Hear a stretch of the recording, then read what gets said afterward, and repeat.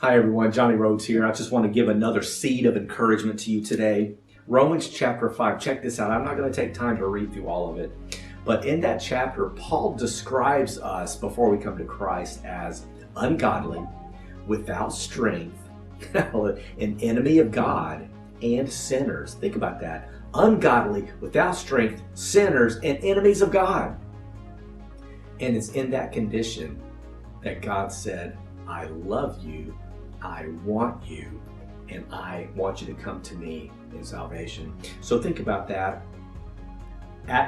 This is the way the Lord has revealed it to my heart. When I was at my very worst, God was giving me his very best in Jesus. Be encouraged today. When you're having a bad day, God is still giving his very best to you in Jesus Christ. When you have rough times, rough thoughts, rough behaviors, God is still giving you his very best in Jesus. Be encouraged. God bless you.